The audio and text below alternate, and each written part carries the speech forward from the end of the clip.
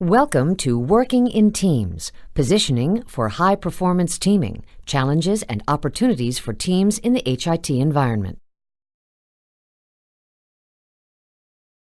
The objectives for Positioning for High-Performance Teaming, Challenges and Opportunities for Teams in the HIT Environment are to identify the characteristics of a high-performing team, identify key criteria for high-performance teaming, propose a team structure that enables high performance. In his book Well Played Game, Bill Russell describes a moment that he refers to as white heat that happened every so often during his tenure in the NBA. This was a moment when all things seemed to move in slow motion and the teams took on a magical sense of coordination and communication. He describes it in a rather ethereal way, but the takeaway point is that it was during those moments of white heat that both teams were playing at their peak. He describes this as high-performing. It rarely happens, but teams can be structured in a way that allows it to happen. The conditions can be made right, the right support is in place, and the right attitudes are present on the team to allow high performance to take place. That is what this unit is about. We need to discuss the importance of establishing the structure, the support, and the interworking as well as the personal motivation across all members so that high performance can actually occur. High performance requires an interweaving of all of these aspects. Like Bill Russell's passage about his white heat experiences with his team, the Boston Celtics in the 1960s, high performance is an experience that few teams are able to achieve. Achieving white heat or reaching the pinnacle of performance is not a final destination that a team reaches and then claims that they have made it. Instead, the goal is to work toward and plan for achievement of the highest level of performance, knowing that it may be fleeting. In reality, it is a journey with peaks and valleys along the way. The team may slip in and out of high-performing status depending on internal and external factors. Your stay can be extended at the top. Bill Russell's experience, however, was that the white heat sequences could last anywhere from 5 to 12 minutes. Let's move on and examine some methods and techniques a team might use to prepare for and extend high-performance functioning. Dr. John Halamka, a well-known healthcare chief information officer, in his blog Life as a Healthcare CIO, defines the characteristics of high-performing HIT teams that he has experienced. None of these characteristics should be new to you. They are traits of any good team. Halamka, however, focuses on high-performing health IT teams and adds a bit of detail to the categories you see on the slide. In discussing competence, Halamka asserts, quote, "Domain expertise and an ability to execute assigned tasks are key to ensuring vision is turned into successful implementation. My experience is that the A players hire A players and B players hire C players. This means that highly competent people surround themselves with skilled people because they do not feel intimidated by having subordinates or colleagues who are smarter, more talented, or more successful." End quote. Halamka continues on to say that in high-performing teams, the domain expertise and ability to execute is cyclic and powerful. He points out the danger that accompanies a less competent person left in charge of hiring other team members. Sometimes, due to issues of low self-confidence and an unwillingness to be shown up by other smarter people, incompetent people hire even less competent team members. Therefore, marginally performing teams require a great deal of supervision and monitoring. Allowing a low-performing team to continue unaddressed can result in a cyclic downward spiral of incompetence. Trust, the second dimension, is also not a new concept. Halamka, as a rock climber, visualizes his teams and asks himself, if I was rappelling a cliff face today, would I trust every one of these members to hold my rope? If the team is a true high-performing one, he would answer that question with a yes. According to Dr. Halamka, quote, "A high-performing team requires a level of trust and confidence that fosters a joy of collective achievement rather than fear of individual failure." End quote. Dr. Halamka is well known in the HIT domain as being a true workaholic, and as a physician and a CMIO, he is seldom ever turned off in regards to communication. The point that is in regard to HIT high-performing teams is that they have figured out how to balance the need for rapid communication while respecting people's personal time.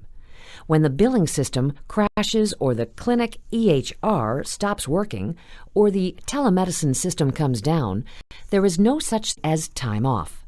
Health IT fields are an essential part of health and healthcare, so when there's a problem, the team must respond immediately. High-performing teams are responsive and equitable in sharing the load so far as communication goes. High-performing teams are also available for one another within reason and find ways to communicate even in the most difficult of situations.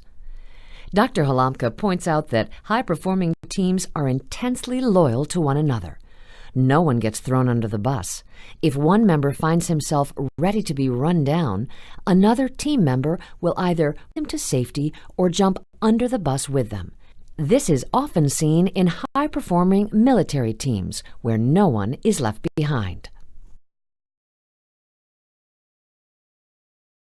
Halamka's final point is, quote, "Highly functional teams think about the overall goals of the organization and craft their plans round those activities which will create the greatest good for the greatest number. There is not siloed thinking about resources, budgets, or achieving individual goals at the expense of team goals." End quote. In high-performing health IT teams, there is a focus on what the system is all about and how different aspects of the system are to work together. It is not about trying to gain influence or curry favor. It is about the greater good. You may wonder what makes a high-performing health IT team different than Bill Russell's basketball team in the 1960s. At the core, there is little difference. The major characteristics of trust, collaboration, and so on are still the same. The difference is that the Celtics were playing other basketball teams. In health IT, a team will interact with all sorts of diverse users and stakeholders. The distraction possibility, the politics, and inherent hierarchies, and the stress of life and death situations can weigh heavy. The team members may be team members at one minute and providers the next, such as when clinicians are members of the team and get called away. It would be like the Celtics also selling hot dogs while playing the Lakers and having to answer not just to the coach, but to the policeman in the parking lot trying to direct traffic after the game.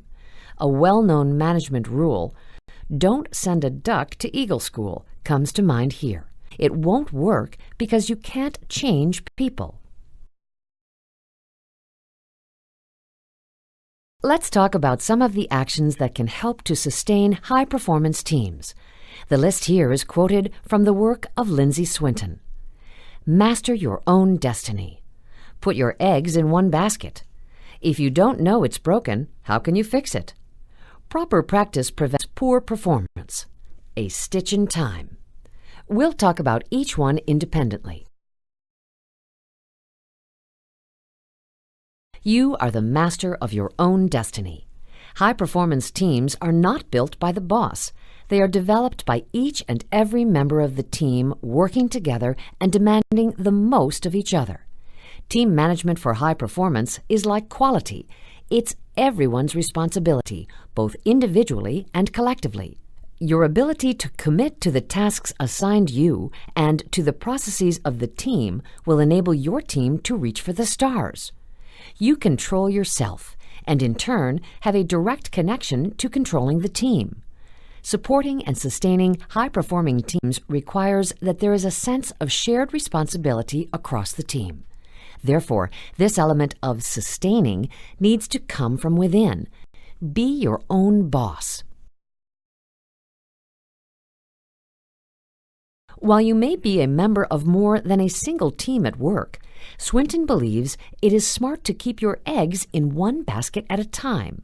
In other words, she thinks that it is best to look across your teams and model those team behaviors and features that work well and jettison those that don't. She also asserts that trying to be the master repair person and attempting to fix all of the teams at once is a bad idea. Start small with one team and focus. One of the most revealing books about leadership is Why Great Leaders Don't Take Yes for an Answer by Michael Roberto of the Harvard Business School. One of the basic premises of the book is that most leaders do not gain accurate and genuine perspectives on the workings of their organizations because they are protected from the truth by their handlers or the people who most directly report to them. This is what Swinton refers to as, if you don't know it is broken, how can you possibly fix it? This same danger can exist in teams as well, as teammates attempt to protect each other from bad news. Sustaining high-performing teams really requires that there is honesty both internal to and external from the team. Just like professional athletes, high-performing teams are those that prepare diligently for their job. It takes practice to avoid poor performance. Swinton asks teams to ask themselves, how much time do you and your team invest in practicing basic skills and teamwork? Even if you spend 1 hour in an effective team meeting planning who's doing what and when, it's still less than 3% of your working week. Building and maintaining a high-performance team doesn't have to be expensive or time-consuming when you build it into your regular work life. The final step that Laura Swinton offers is to keep going. Address issues early before they morph into something else or end up infecting the team with dissatisfaction. Consistency and regularity are important contributors to keeping the team going and performing well. Sustaining teams that are stellar performers really is a combination of assuring that the external environment is supportive as well as the internal workings of a team. Without both, teams will not be able to reach the white heat stage that we discussed at the beginning of this unit. The final objective from this unit is to propose a team structure that enables high performance.